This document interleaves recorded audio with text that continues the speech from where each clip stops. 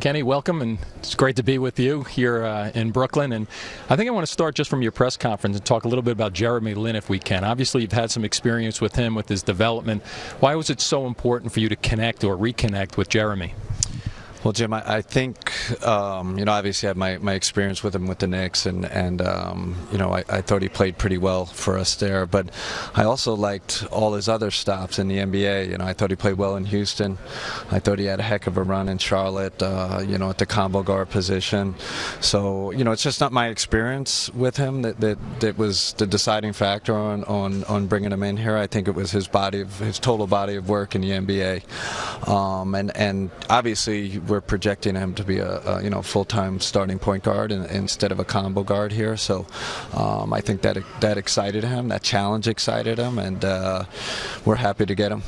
It's interesting, you brought up the word combo a couple of times with Jeremy, but nowadays the NBA is a combo league almost, where you have multiple guys who can play multiple positions. How important is that for you as you look ahead to training camp coming up, that guys that you have, young and old, can play multiple positions?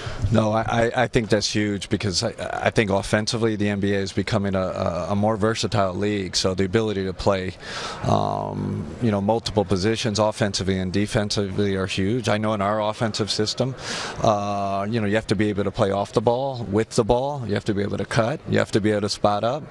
So I in a pure point guard sense, I think it's different from, say, 10 years ago. And I think defensively, as you see more teams switching, the prevalence of the pick and roll now in the NBA, I think it's a real big thing to have versatile players. So Jeremy's experience playing those both positions will help us down the road.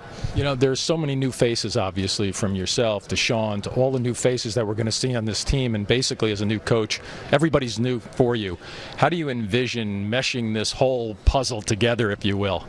Jim, I've done more text messaging in the past 2 months since I've had the job, as we recruiting and free agency, obviously our new draft guys, but just assembling this team, and that's the first thing. I think this, it's important that you connect with the players and to get their trust. So right now, me as a head coach, I'm in a building phase with these guys, gaining their trust, and the best way to gain their trust is to get them in the gym and work with them. So that's where we are right now. We have, we've had a stream of guys in the gym, and obviously Summer League was a big help with our young guys connecting with them. But it's a long process getting that closeness, that togetherness, especially with the long NBA season, and 15 guys on a roster these days. So it's a good challenge for me, and I'm very happy when they text me back, Jim. That's my experience as an assistant, that's not always the case. So they text back pretty soon. I'll give you my cell phone and I'll text back also for you. You mentioned the Summer League. Any quick evaluations of individual players that may have stood out for you? I was thrilled with how Summer League went, and especially, it was a chance for us to start building our habits, A, our young players, and B, our staff. We brought our whole staff out there, including our performance team, our trainers, our first line coaching staff, so that was important.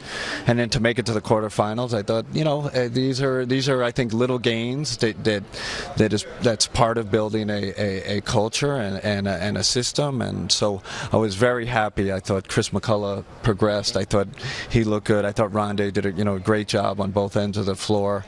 Isaiah's got obviously some learning, a big learning curve, but I love this competitiveness. I love that he hit big shots for us. And Sean Kilpatrick, I thought, was outstanding. Led us in scoring, but more importantly, Jim, I thought he was a leader for us. He really led our young group out there. Being the oldest of the young guys, I thought he did a great job. So we've talked a lot about on the court, X and O's, and your style. Just from an intangible standpoint, what can these players expect from you as a coach in terms of maybe your philosophies, in terms of helping them with their growth or their person as being a person? I think it starts right now, and it starts with our guys being in the gym. August, September, July. We really want to build a culture of work. I was joking with Sean the other day. We're not here to gentrify Brooklyn. We're here to work. We're here to put our gloves on. We're here to really put in the hard work that's necessary when you're starting to build a team. So I think that's the intangible I add right right now, and our staff adds. So the off season is an important time for us. Well, I'm looking forward to the season. I'm sure you are, and thanks for your time today. Jim, thank you very much.